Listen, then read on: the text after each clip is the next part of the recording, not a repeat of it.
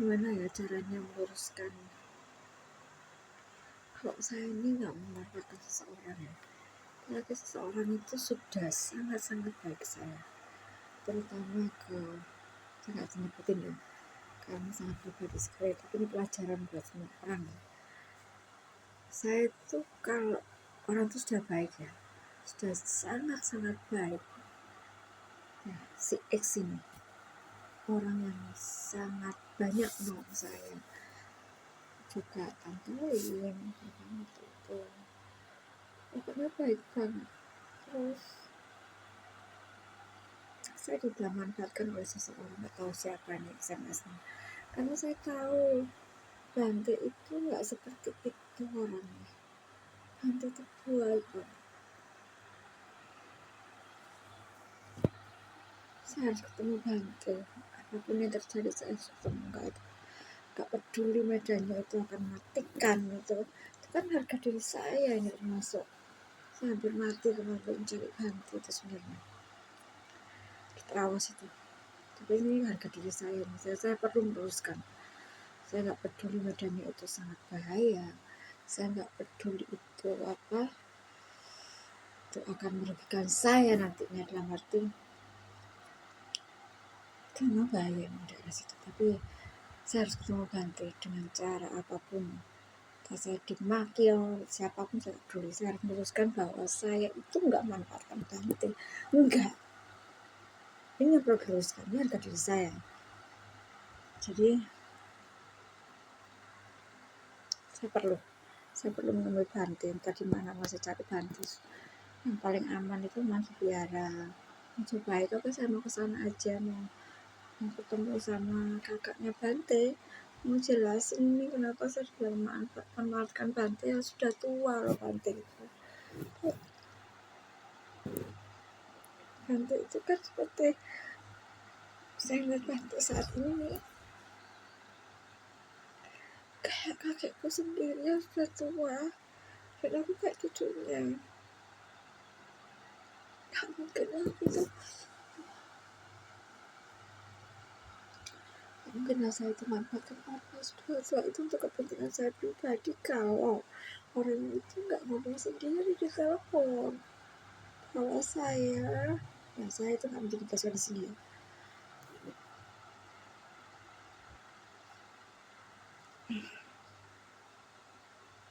Bapak, tolong Sani ya, jaga Sani dalam perjalanan nanti entah ke Terawas. Kalau nekat Sani itu orangnya catak banget. Saya nggak peduli apapun, itu apa tahu. Kalau menyangkut harga diri saya nggak peduli rintangan apapun, bahaya apapun saya akan jalani. Karena baik saya juga ini. Masa saya dibilang manfaatkan Bante, kurang ajar tuh orang. Gak mungkin Bante itu gak mungkin Bante itu sejahat itu ngomong ke aku gitu, enggak. Bapak bilang Bante itu baik. Saya minta ke Bante kalau bisa, karena menurut upaya yang baik itu, dan saya harus kesana apapun yang terjadi. Untuk yang mengatakan saya memanfaatkan ya tolong, saya pertemuan dengan Bante, saya mending dimaki Bante, saya mending dicacing maki Bante, daripada saya ini diklaim memanfaatkan orang yang sudah sepuh kayak Bante untuk kenyamanan saya. Ini nggak bener. Aku dengar dengan jelas loh di telepon itu, Sani mau apartemen, Sani mau apartemen enggak, itu aku dengar jelas.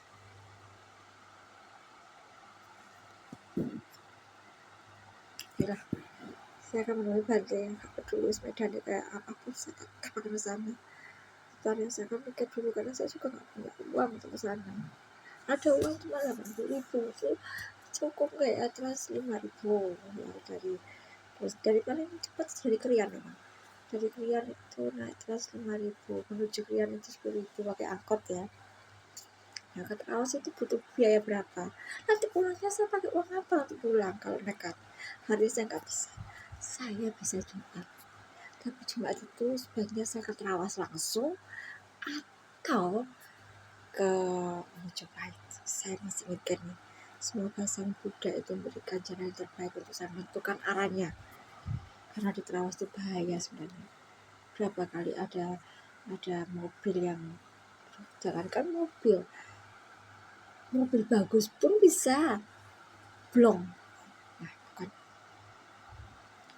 Dan saya nggak tahu kan orang-orang jahat itu seperti apa. Karena saya nggak tahu. Bukan saya suzon ya, bukan. Namanya apa? Namanya orang jahat itu ada di mana-mana. Meski kita baik, meski karma kita tuh baik, kata Opa, itu bukan berarti tidak ada orang jahat. Bukan berarti Bante yang sudah baik kesannya sama Opa, itu bukan berarti tidak ada orang jahat di belakangnya. Iya kan? Di balik Bante yang sangat baik itu ke saya dan keluarga Opa, terutama buat Opa ya, Bante itu selalu ada buat Opa. Ketika Opa meninggal, ketika Opa di rumah sakit, Bante loh yang ngasih uang selalu. Nah, iya, Bante Piranadi, bukan Bante yang di mana itu, yang di, bentar saya lupa, Bante Pierre Krol yang namanya itu saya kurang tahu ya. Bante Pierre Krol Belanda itu punya nama, sebentar, nama, saya punya bukunya, ntar aku buka bahasa Belanda. Karena ada itu dari opaku sama Bante Viria sama Bante itu, bukan Bante Viria ketemu loh enggak ya, cuma ada foto ini loh murid-murid opa. Nah, saya bawa ke Bante sebentar di Belanda itu lupa, nanti bukunya aku cari ya. Oke, saya mau kirim ini ke Bante Viria, mau saya upload ke YouTube. Sebenarnya nggak apa-apa, kan saya kan menunjukkan bahwa saya itu nggak memanfaatkan loh. Apa maksudnya ini memanfaatkan orang yang sudah baik, orang yang sudah sepuh lah, padahal Banti baik loh. Aku tuh kemarin ke Biara Mojopahit kan, Biara Mojopahit aku tuh pengen ketemu opaku, walaupun patung kan opaku yang opaku dibikinkan patung oleh si Banti Virya, baik nggak? Mana Pak Jamal bikinkan patung kan untuk paku, mana nggak ada, asasi aja nggak ada kok namanya paku. Yang baik Bante Piranadi kan, aku sana, aku bilang Pak, aku dikasih kok Bante Virya apartemen loh Pak. Pasti Opa tahu, pasti Opa dengar, walaupun kalian menganggap aku apa nggak masuk akal, biarin aja, karena Opa bilang di Arca itu bisa ada roh Opa, bisa ada arwah leluhur kita. Nah, saya akan ke sana ya Bante Jumat ya, tapi saya mengikuti arah hati saya, karena kemarin itu Jumat kemarin itu saya pengen langsung tuh ke Biara Mojopahit, bukan ke Biara Bante di Aceh itu. Tiba-tiba kakakku telepon di MOG, hei kamu ulang tahun ke sini, padahal saya pengen ketemu Bante untuk ulang tahun saya ke sana.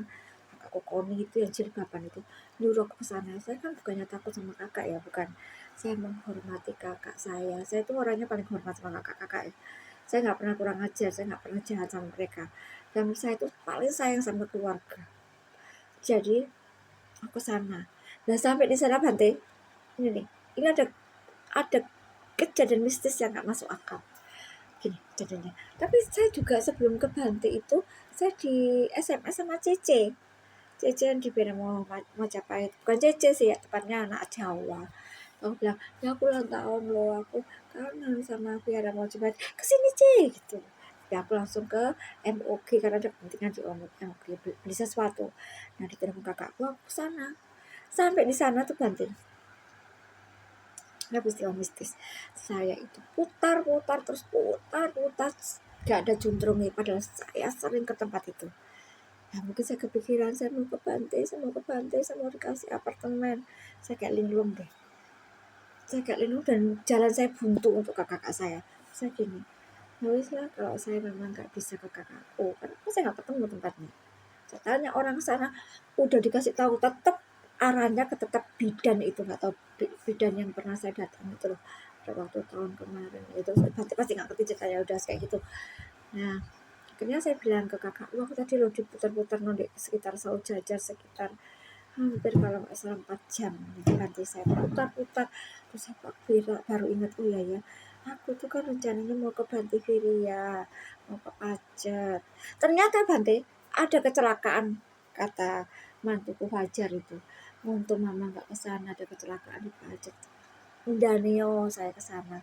Di saat saya ulang tahun, saya akan terkapar lagi di sana. Ya bukan tentu sih, karena saya nggak bisa kayak dewa, kayak opaku yang tahu tahu ke depan gitu. Saya nggak tahu, nggak bisa lah kayak gitu. Tapi kejadian tadi kalau seandainya saya ke sana di hari ulang tahun saya, what happen, buat dan orang Belanda bilang apa yang terjadi. Bisa jadi bis yang saya pakai itu kecelakaan. Jadi kakakku telepon bilang, Sandra, ulang tahun kamu ke rumahku. Aku nggak kan, aku males bantu. Mana kayak gitu semua, males aku. Aku capek, aku pengen banget apartemen itu karena aku bisa jual apartemen itu di rumah yang kecil, bantu saudara-saudaraku yang memang perlu ditolong sebenarnya. Kalau opa masih hidup pasti semuanya ditolong sama opa. Opa pun gak ada tuh bahagia di alam nirwana sana. Nanti saya mau Bante ya, semoga Bante, semoga saya kalau ke Bante tidak terjadi kendala, misalnya ada orang yang jahatin aku. Kapan itu remplong saya berpikir lagi, jangan-jangan ada orang jahatin aku supaya nggak bisa ke Bante. Jahat banget orang itu kalau sampai remnya sengaja dibolongin. Karena pas berangkat tuh biasa aja, tapi nggak boleh seuzon memang. Itu kata orang Muslim, nggak boleh seuzon. Kata orang Buddha itu mungkin karena jelek kita yang terbayar, ya seperti itu.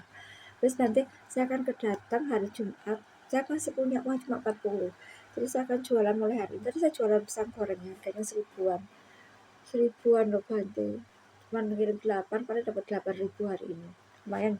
Jadi aku bertambah 8.000, 48.